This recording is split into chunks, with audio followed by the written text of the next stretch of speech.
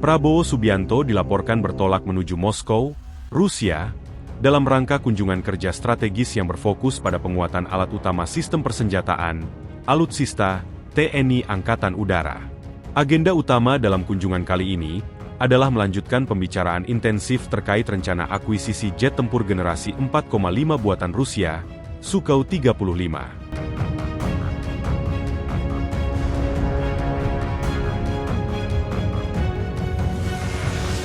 Langkah ini dipandang sebagai upaya serius pemerintah dalam memperbarui kekuatan udara nasional, demi menjaga kedaulatan wilayah di tengah dinamika geopolitik global yang kian dinamis. Kunjungan ini merupakan bagian dari diplomasi pertahanan yang berkelanjutan untuk memastikan bahwa kesepakatan pengadaan jet tempur tersebut dapat berjalan sesuai dengan kepentingan nasional. Maksud dan tujuan saya hari ini datang, intinya adalah untuk mengucapkan terima kasih kepada Presiden Putin, pemerintah Rusia, atas dukungan. Selain membahas aspek teknis pesawat, Prabowo diperkirakan akan menegosiasikan kembali skema imbal dagang dan transfer teknologi yang menjadi syarat mutlak dalam setiap pengadaan alutsista dari luar negeri. Pemerintah Indonesia berharap kerjasama ini tidak hanya sekadar transaksi jual-beli, melainkan juga mampu memberikan dampak positif bagi pengembangan industri pertahanan dalam negeri melalui kolaborasi teknologi. Meskipun rencana pengadaan Sukhoi 35 sempat menghadapi tantangan administratif dan tekanan geopolitik dari pihak eksternal, kehadiran Prabowo di Moskow menunjukkan komitmen Indonesia dalam mendiversifikasi sumber alutsista. Karena itu kami merasa sangat perlu untuk konsultasi bagaimana kita hadapi situasi ke depan, dan terutama kalau bisa kita terus mempererat kerjasama. Jet tempur kelas berat ini dianggap memiliki kemampuan manuver dan persenjataan yang sangat dibutuhkan untuk mengimbangi kekuatan udara di kawasan Asia Tenggara. Fokus utama negosiasi juga mencakup jaminan ketersediaan suku cadang dan pemeliharaan jangka panjang, agar kesiapan tempur armada tetap terjaga. Meskipun dinamika geopolitik global terus mengalami pergeseran yang signifikan, terutama dengan meningkatnya tekanan diplomatik dan ancaman sanksi internasional, Indonesia tampaknya belum sepenuhnya memalingkan pandangan dari kecanggihan teknologi dirgantara asal Rusia, khususnya jet tempur Sukhoi 35. Ketertarikan ini bukan sekadar romansa lama antara Jakarta dan Moskow dalam kerjasama pertahanan. Secara teknis, Sukhoi 35 merupakan monster udara yang memiliki keunggulan manuver luar biasa berkat teknologi thrust vectoring yang memungkinkannya melakukan gerakan-gerakan ekstrim di luar nalar pesawat tempur konvensional.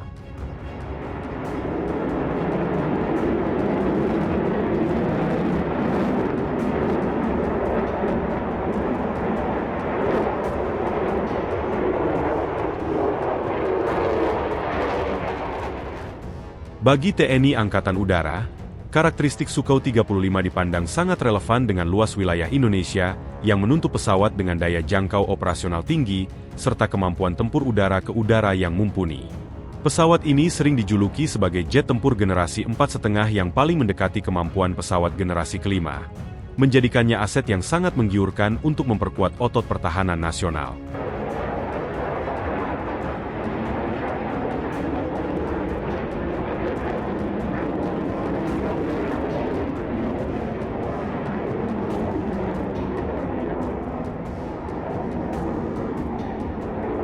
Namun, jalan menuju kepemilikan armada ini tidaklah semulus landasan pacu di pangkalan udara. Indonesia dihadapkan pada bayang-bayang regulasi domestik Amerika Serikat yang dikenal sebagai CAATSA. Regulasi ini memberi wewenang kepada Washington untuk menjatuhkan sanksi ekonomi berat kepada negara manapun yang melakukan transaksi signifikan dengan sektor pertahanan Rusia. Inilah yang menjadi batu sandungan utama sekaligus alasan mengapa kesepakatan yang sebenarnya sudah mulai dibicarakan sejak bertahun-tahun lalu ini tampak menggantung di ketidakpastian. Di sisi lain, Moskow tidak tinggal diam dan terus menawarkan berbagai skema kerjasama yang fleksibel, termasuk mekanisme imbal dagang. Rusia bersedia menerima komoditas unggulan Indonesia seperti minyak sawit, kopi, dan karet sebagai bagian dari pembayaran jet tempur tersebut. Skema ini sebenarnya sangat menarik bagi pemerintah Indonesia, karena dapat memacu ekspor non-migas sekaligus modernisasi alutsista tanpa harus menguras cadangan devisa dalam jumlah besar.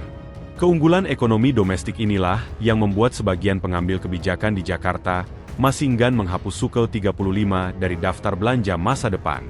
Upaya diversifikasi alutsista memang menjadi doktrin pertahanan Indonesia agar tidak bergantung pada satu kutub kekuatan saja. Dengan memiliki pesawat tempur dari blok barat seperti F-15 IDN atau Rafale dan tetap membuka peluang bagi blok timur seperti Su-35, Indonesia memposisikan diri sebagai negara non-blok yang berdaulat secara penuh dalam menentukan arah pertahanan nasionalnya. Sikap ini mencerminkan prinsip politik luar negeri bebas aktif yang telah menjadi fondasi sejak Republik ini berdiri, di mana kepentingan nasional selalu berada di atas tekanan eksternal dari kekuatan besar manapun.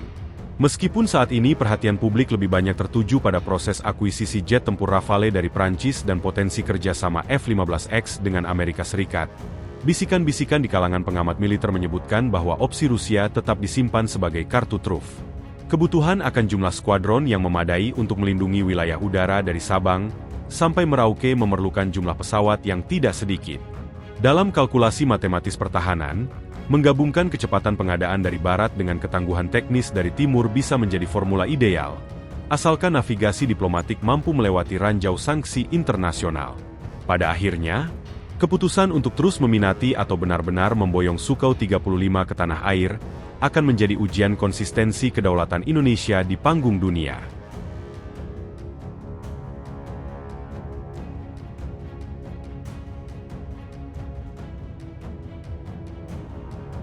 Apakah Jakarta akan menyerah pada ancaman sanksi demi kenyamanan hubungan dengan Barat?